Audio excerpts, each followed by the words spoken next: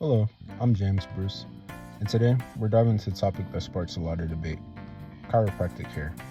It's a practice that many people swear by for pain relief, but is it grounded in science, or is it closer to pseudoscience, wrapped in medical sounding language?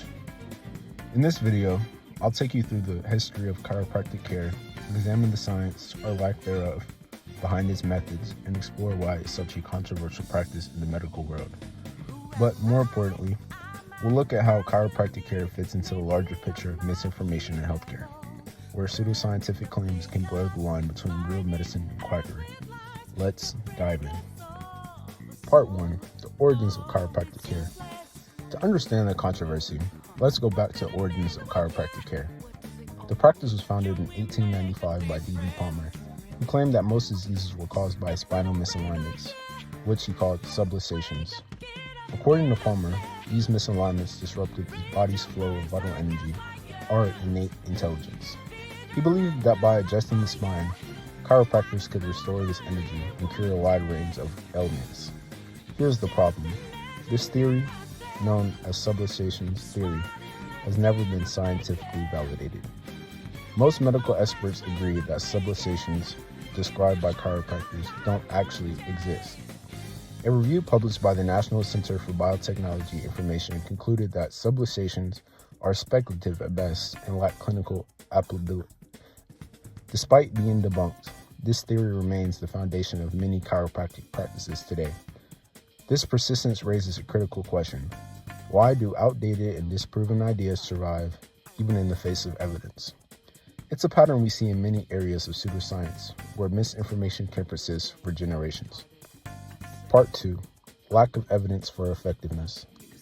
Now, let's examine chiropractic care's effectiveness. It's commonly marketed as a treatment for back and neck pain, and some patients do report feeling relief, but does it work better than evidence-based treatments? The answer is not really. A 2011 Cochrane review, one of the most comprehensive analyses of spinal manipulation therapy, found that chiropractic adjustments are no more effective than conventional treatments like physical therapy or medication for chronic back pain.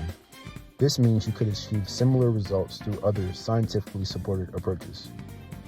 Even more concerning are the risks associated with certain chiropractic practices.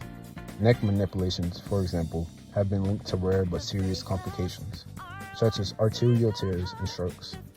While these risks are uncommon, they highlight the dangers of unproven methods that often lack of safeguards of evidence-based medicine. This is where misinformation plays a dangerous role.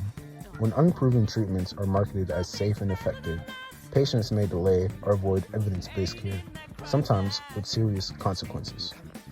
Part 3. Pseudoscientific claims and practices. One of the most troubling aspects of chiropractic care is the pseudoscientific claims made by some practitioners. While some chiropractors stick to treating musculoskeletal issues, others go much further, advertising treatments for conditions like asthma, colic, and even ADHD. For example, a report by Science-Based Medicine highlighted chiropractors who claim their adjustments can boost the immune system or cure ear infections in children. These claims aren't supported by credible scientific evidence. Instead, they rely on anecdotal stories and studies published in chiropractic-specific journals that often lack rigorous peer review. This kind of misinformation doesn't just mislead patients, it undermines trust in healthcare as a whole. When practitioners make promises they can't back up with science, it blurs the line between legitimate medicine and pseudoscience. This is a broader problem we see across many areas of healthcare, where misleading claims can have real consequences for public health. Part 4. The divide within the profession. It's important to note that not all chiropractors are the same. There's a growing divide within the profession. On one side, evidence-based chiropractors focus solely on musculoskeletal issues like back pain and often collaborate with medical doctors and physical therapists. These practitioners avoid making pseudoscientific claims and work within the framework of science-based care. On the other hand, subluxation-based chiropractors stick to the original teachings of D.D. Palmer, claiming they can treat a wide range of health issues by correcting spinal misalignments. This group is largely responsible for the criticism of chiropractic care as pseudoscience. This divide reflects a larger issue in healthcare: the tension between evidence-based practices and outdated, unproven methods.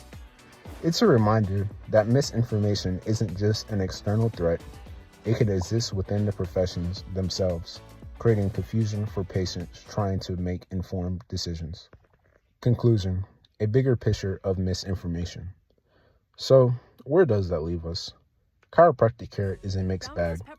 Evidence-based chiropractors can provide relief for back pain, but subluxation-based practices or exaggerated claims undermine the credibility of the profession.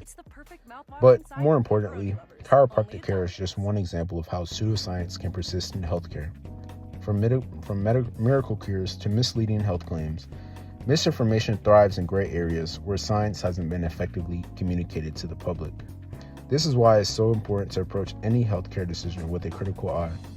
Always look for evidence-based practices, consult multiple professionals, and question claims that seem too good to be true. Your health decisions should be grounded in science, not misinformation. Thank you for watching.